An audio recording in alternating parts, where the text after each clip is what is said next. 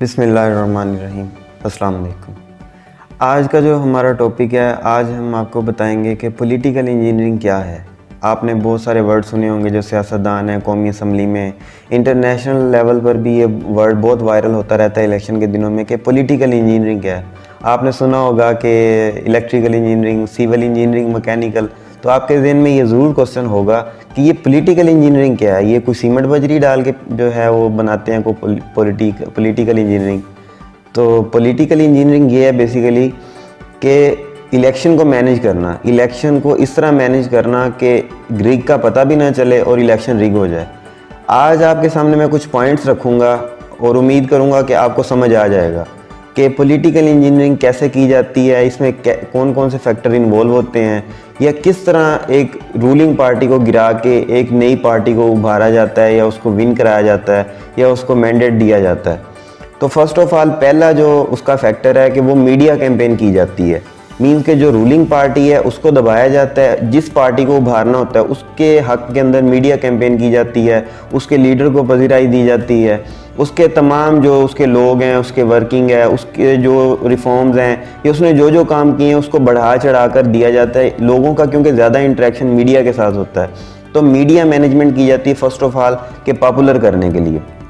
दूसरा फैक्टर ये है कि इंस्टीट्यूशंस के जो हेड हैं, जिन्होंने इलेक्शन कंडक्ट कराना होता है, इलेक्शन के अंदर जो जो इंस्टीट्यूशंस होते हैं उसके हेड्स को वो बंदे लगाए जाते हैं जो कि इलेक्शन रिग करने में उनकी हेल्प दें। मींस के इलेक्शन कमीशन ऑफ पाकिस्तान है, सुप्रीम कोर्ट है, या पोलिंग ऑफिसर है, पोलिंग एजेंट हैं, या जो वहाँ पर लॉ इन्फोर्समेंट की डिप्लॉयमेंट है, वहाँ पर ऐसे लोग लगाए जाते हैं कि जो इलेक्शन की रिगिंग के अंदर जो रूलिंग पार्टी है उसको सपोर्ट ना करें, जो दूसरी पार्टी उसको सपोर्ट करें। तीसरा फैक्टर आपको बताना ज़रूरी है कि इलेक्शन रिग करने के लिए बहुत ज़रूरी है कि रूलिंग पार्टी जो है जिसको गिराना है उसके ख़िलाफ़ कोई ऐसा महाज बनाया जा सके कि उसके अंदर दरारें पैदा हो जाएं।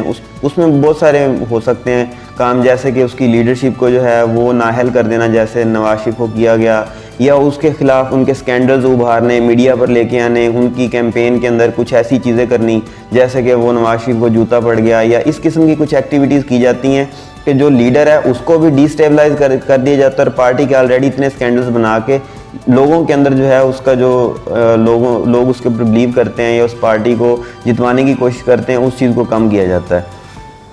तीसरा जो है वो इलेक्टेबल्स को अरेंज किया जाता है। मींस के जो इलेक्टेबल्स हैं, इलेक्टेबल्स एक सबसे बड़ा एलिमेंट है हमारी जो पार्लियामेंट्री डेमोक्रेसी, इसके अंदर एक पावरफुल इलेक्टेबल का होना बहुत ज़रूरी है अगर आपने नेशनल असम्बली में या प्रोविंशियल असम्बली में गवर्नमेंट बनानी है अपनी।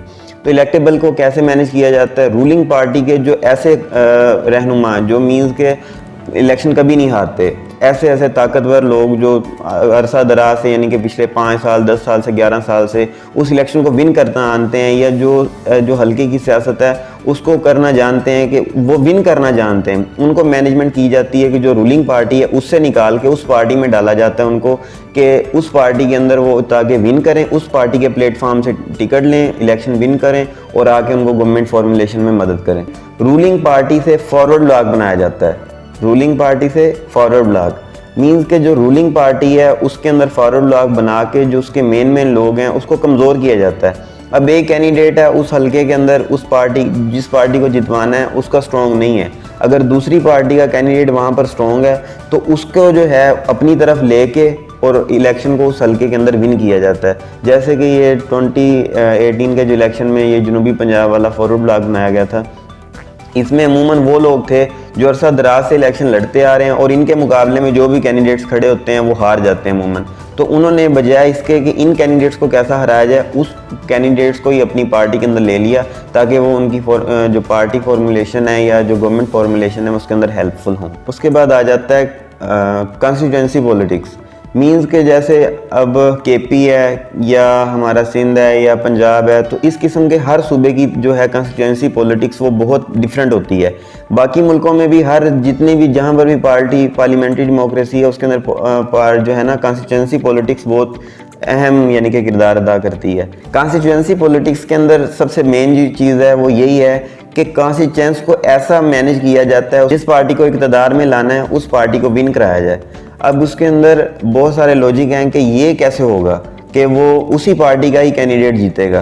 तो वो मैनेजमेंट इस तरह की करते हैं कि मिसाल के तौर पे कि अगर एक नून लीग का कैंडिडेट है, एक पीटीआई का कैंडिडेट है, नून लीग का कैंडिडेट वहाँ पर स्ट्रॉन्ग है और पीटीआई का वहाँ पर वीक है, अगर वो फारूक ब्लॉक का भी हिस्सा नहीं बन रहा तो उसके अंदर कुछ ऐसा किया जाता है कि या तो वहाँ पर एमपीए को ऐसा खड़ा कर दिया जाता है जो एमपीए उसको सपोर्ट करता है और वो नून लीग का कैंडिडेट हार जाता है, पीटीआई का जीत जाता है, या कुछ इंडिपेंडेंट कैंडिडेट्स ऐसे खड़े कर दिए जाते हैं जो वोट की हेरा फेरी कर देते हैं, मीन्स के वोट अपनी तरफ गेन कर लेते हैं और इसलिए जो है वो उन दोनों कैंडिडेट्स में से वो कैंडिडेट विन कर जाता है। तो वोटों की जो हेरा फेरी है कॉन्स्टिट्यूएंसी के अंदर, ये भी बहुत एक परमानेंट एलिमेंट है पॉलिटिकल इंजीनियरिंग का। उसके बाद हम बात कर लेते हैं कि छोटी छोटी जो रूलिंग पार्टीज़ हैं, मीन्स के पाकिस्तान के अंदर भी काफ़ी सारी पार्टीज़ हैं, ऐसी पार्टीज़ जो 5 से ज़्यादा सीटें रखती हों, 5, 6, 4, 3 इस रेंज के अंदर जिनकी सीटें हैं, वो उन पार्टियों को, क्योंकि उन्होंने अपनी एक मखसूस उनके हल्के हैं, उन्होंने वहाँ से जीतना ही होता है, तो उन पार्टीज़ जो हैं उनको उस पार्टी में शामिल कर दिया जाता है या उनके साथ इल्हाक करा दिया जाता है कि आपने जब भी इलेक्शन विन करना है आपने इस पार्टी को फेडरल में या प्रोविंस में सपोर्ट करना है। जैसे काफ लीग है, बीएपी है, इनके साथ सीट एडजस्टमेंट करती है। जो पार्टी विन करना चाहती है, जो पार्टी कल पॉलिटिकल इंजीनियरिंग कर रही होती है, वो इनके साथ डील करती है कि आपने इस हल्के में हम अपना कैंडिडेट्स खड़ा नहीं करेंगे, लेकिन जो आपका कैंडिडेट होगा आपको हम सपोर्ट करेंगे और आपने उसकी सपोर्ट में हमें फेडरल में सपोर्ट करनी है। ये एक लीगल कॉन्ट्रैक्ट है। ये डिफरेंट जो डेमोक्रेसी है उनके अंदर ये बाकायदा एक अलाइंस बनते हैं। जैसे इंडिया की बात कर लें तो उसमें एक यूपीए है, एक एनडीए है, तो इस तरह के अलाइंस हैं। अब यूपीए में काफ़ी सारी पार्टी हैं, एनडीए में काफ़ी सारी पार्टी हैं। जब वो पार्टी ज़्यादा अक्सरियत सीट ले जाती हैं तो उनका एक माहिदा होता है, उसके तहत वो अपनी गवर्नमेंट बना लेती हैं। तो ये भी एक परमानेंट एलिमेंट है पॉलिटिकल इंजीनियरिंग का। फिर उसके बाद जो मेन चीज़ है उसके अंदर है कि एक इन्होंने जो पूरा सिस्टम करते हैं उसके अंदर स्कैटर्ड सीट्स करते हैं। ऐसे नहीं करते पॉलिटिकल इंजीनियरिंग के अंदर कि अगर एक कोई भी पार्टी को आपने विफाक में बिठाना है तो आप अगर उसको सिर्फ पंजाब से विन करवा दें तो वो तो वहाँ पर इजीली गवर्नमेंट बना लेगी। तो ये पॉलिटिकल इंजीनियरिंग जो है ये इंटरनेशनल लेवल पे एक बहुत बड़ा क्राइम समझा जाता है, या इलेक्शन रिग करना एक बहुत बड़ा क्राइम है। तो इस क्राइम से बचने के लिए इस किस्म की मैनेजमेंट की जाती है कि उसके ऊपर कोई सवाल ना खड़ा कर सके कि आया ये पॉलिटिकल इंजीनियरिंग हुई है या नहीं। मिसाल के तौर पे इमरान खान 2018 का इलेक्शन जीत गया, उसके अंदर उसने 18 के अंदर कुछ जो सीटें थी वो जनूबी पंजाब से ली, कुछ स्कैटर्डली सीट नॉर्थ पंजाब से ली, कुछ उसने स्कैटर्डली सीट अब एक कराची के अंदर ले ली उन्होंने, तो बाकी पूरे सिंध में से नहीं ली। तो इस तरह स्कैटर्डली उन्होंने एक ही जगह से मैंडेट नहीं लिया, टुकड़े टुकड़े, मतलब कुछ हल्के से, किसी सूबे से, किसी प्रोविंस से, इस तरह उन्होंने मिलजुल के जो है सीटें इकट्ठी की, ताकि कोई ये ना कहे कि देखें जी एक सूबे में इन्होंने विन कर दिया बाकी में इनकी परफॉर्मेंस नहीं। मीन के टुकड़े टुकड़े हल्के हल्कों से जो है ना एक एक दो दो तीन तीन कैंडिडेट्स वो लेके वहाँ पर जाके अपनी गवर्नमेंट्स बनाते हैं। तो एक ये बहुत बड़ा फैक्टर है। दूसरी सबसे बड़ी बात यह है स्कैटर्ड के अंदर के बाद एक और टेक्निक इसके अंदर यूज़ होती है कि कुछ ऐसी जगह हैं जहाँ पर टू पार्टी सिस्टम है। जैसे कराची के अंदर 2 पार्टी सिस्टम था कि हम देख रहे थे कि या वहाँ पर एमक्यूएम थी या पीएसपी थी। तो पॉलिटिकल इंजीनियरिंग करके इन्होंने उन दोनों पार्टीज़ को आपस में लड़वाया। मीन्स के एमक्यूएम समझती रही कि हम विन करेंगे, पीएसपी समझती रही हम विन करेंगे। इन दोनों की चपकलिश के अंदर दरमियान से एक उन्होंने पार्टी उठाई पीटीआई और उनको मैंडेट दे के दोनों पार्टी साइड पे कर दी। तो ये भी एक बहुत बड़ा फैक्टर है कि वो दोनों पार्टी देखती रह गई और अंदर से एक तीसरी पार्टी खड़ी करके इन्होंने वहाँ का मैंडेट जो ले लिया।